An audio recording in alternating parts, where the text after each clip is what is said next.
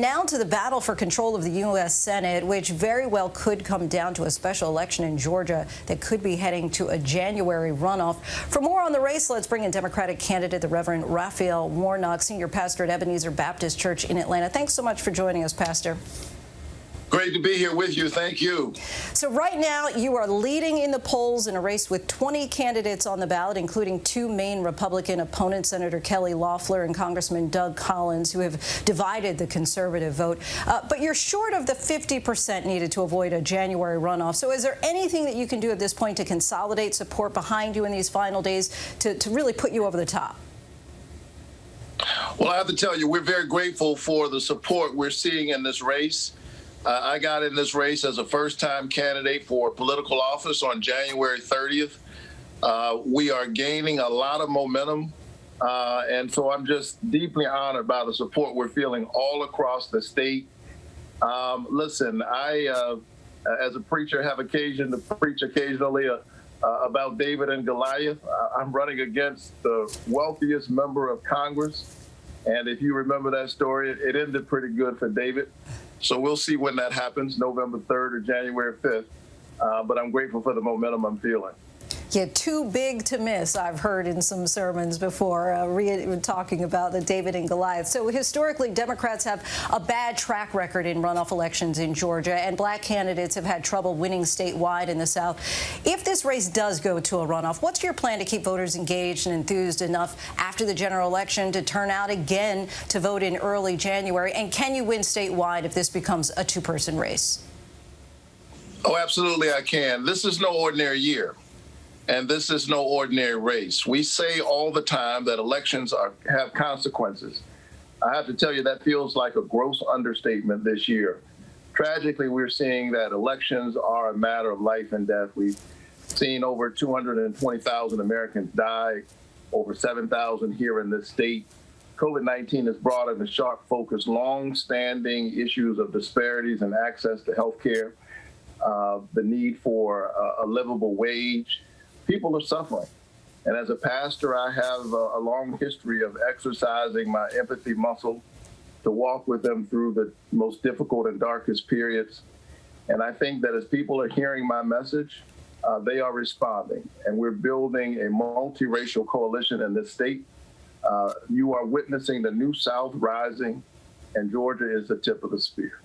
Now, there will likely be more national scrutiny on your race if it does go to a runoff. So I'd like to address some criticism that you've gotten from your opponents over comments critical of police from some of your past sermons. In one comment in 2015 after Ferguson, you said police power showed up, quote, in a kind of gangster and thug mentality, and that you can, quote, wear the colors of the state and behave like a thug. Now, you did not apologize for these comments at this week's debate, but do you regret them at all, and any concern that they might hurt you politically? Oh, no. Folks who know me know the work that I've been doing all of these years. And much of that work addressing abuse in our criminal justice system has been done alongside law enforcement. This is a sad and cynical political game that politicians are playing.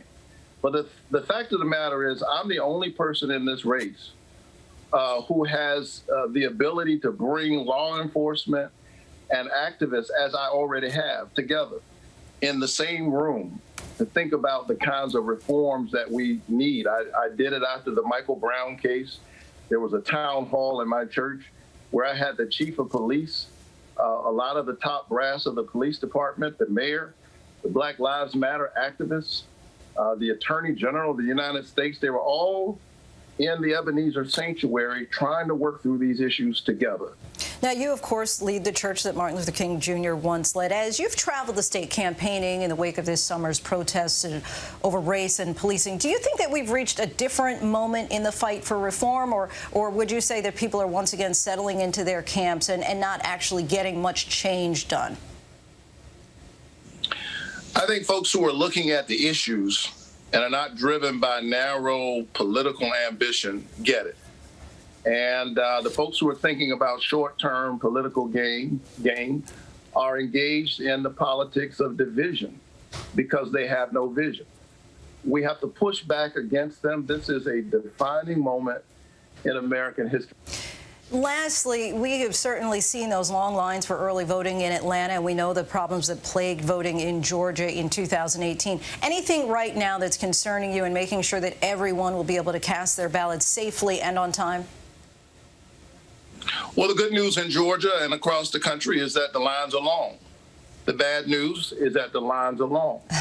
We're witnessing the collision of voter passion and voter suppression.